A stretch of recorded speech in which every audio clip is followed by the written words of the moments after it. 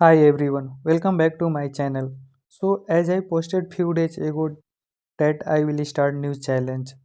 So today is that day.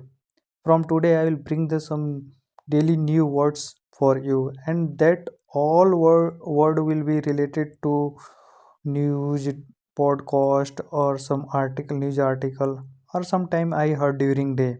So it will be very really helpful for you.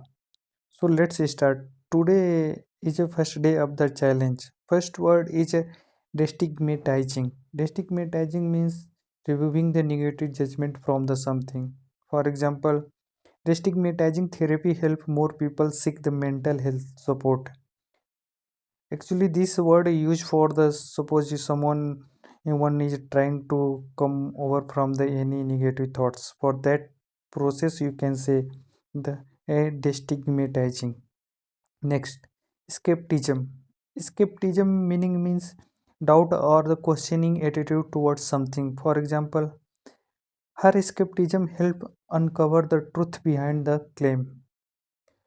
Or you can say another example, if there was a skepticism about the new diet trend, some trend is going on, so you have doubt. So that situation you can use the skepticism. Next, gratifying. Gratifying meaning means giving pleasure or satisfaction or the sense of reward. For example, helping others is always gratifying.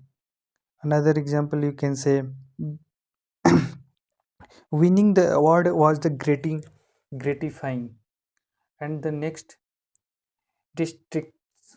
Districts means a specific area into which place is divided for the organization. District, district generally used for the district.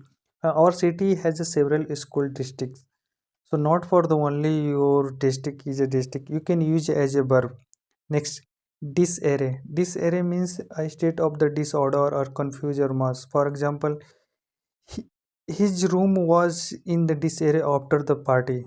So thank you for watching. See you in next video.